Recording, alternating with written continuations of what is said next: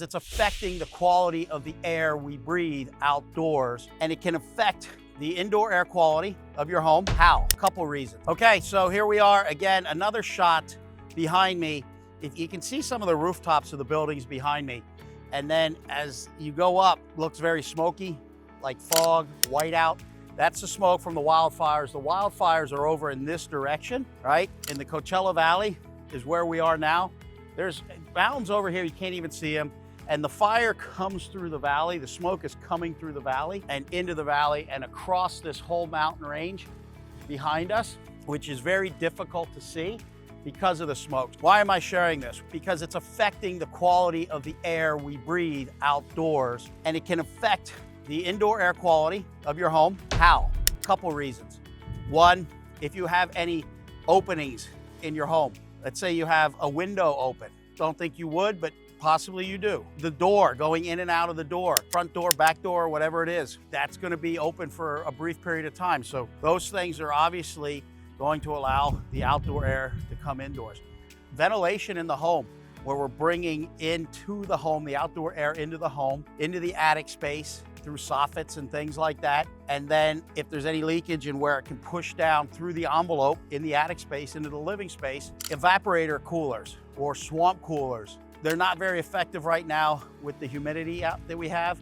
However, if they're running, even if you're just running the fan to move some air or pull in fresh air, this is not fresh air. You do not want to pull it into the house, all right? So make sure the filter in your home is clean, change it out. You might have to change it out more frequently when we have these fires. And the reason being, too, is not just the smoke and everything, but there is ash.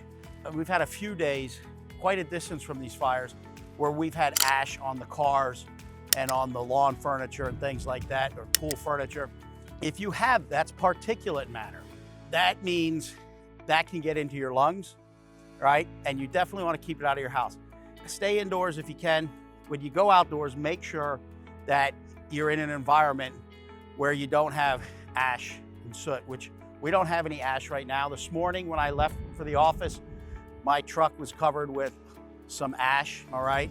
Now, the other challenge that presents is our outdoor units, our evaporator coolers, and our condensers pull air in across either the evaporator cooler pads or the condenser coils, and that builds up on the outside of those coils, cuts down on the efficiency of your system, all right? It can cause some different issues with your system. So we're already dealing with high heat, high humidity, and now we're dealing with the potential for your coils to get dirty.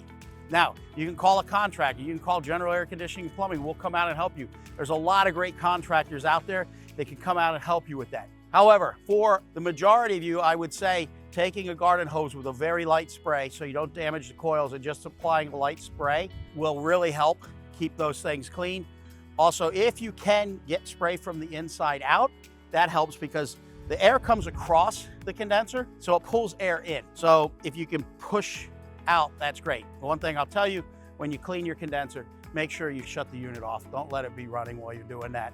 If you feel you need to get your condenser coil clean, or your swamp cooler pads changed, clean, call your contractor if you're not comfortable doing it yourself. If you are comfortable doing it yourself, it's a very simple thing to do. If that coil gets too dirty, or it's already dirty and now you add to it, especially, that can create what we call high head pressure. The pressure in the system increases. It's going to shut your system down on a high pressure cutout safety. Those are some of the challenges you may see with the pollutants in the air and a condenser coil that gets dirty. Just a tip, I hope that helps. Most importantly, just stay indoors when you can.